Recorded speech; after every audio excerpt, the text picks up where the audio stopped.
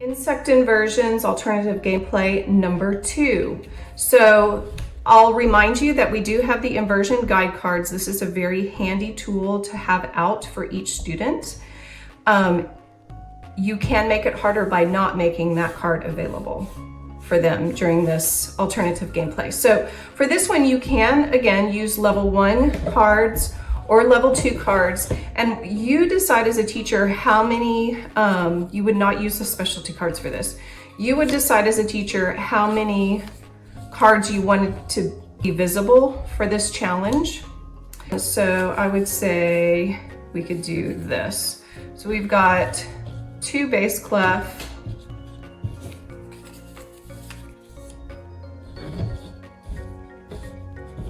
I'm trying to make these a little more.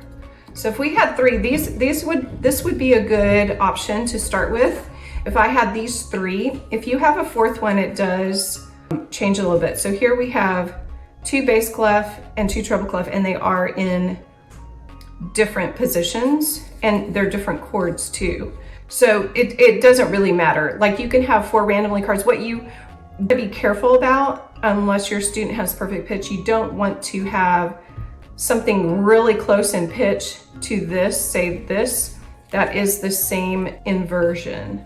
So this is in first inversion. So this might be a little hard for your students to differentiate, but it would be a good challenge.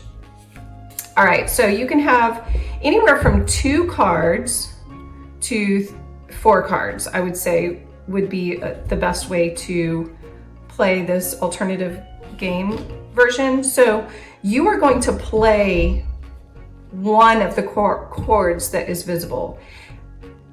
Pro tip, if you play it melodically first, like if you play it as a broken chord slowly and then play it as a blocked chord, that will help your student really hear the distance between the first note, the second note, and the third note being played.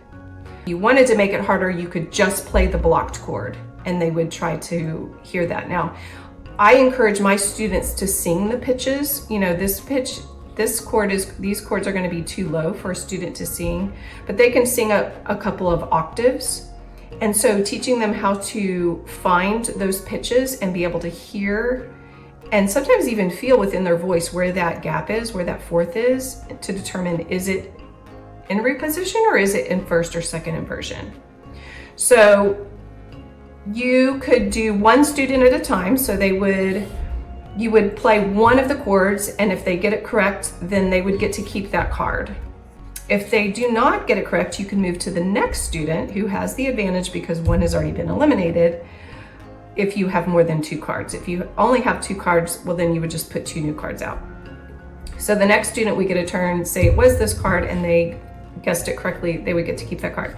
So you could do several rounds of this, and whoever has the most cards at the end would be considered the winner. So it's a great way to do ear training with these cards. Thanks for joining us at Music Game Club.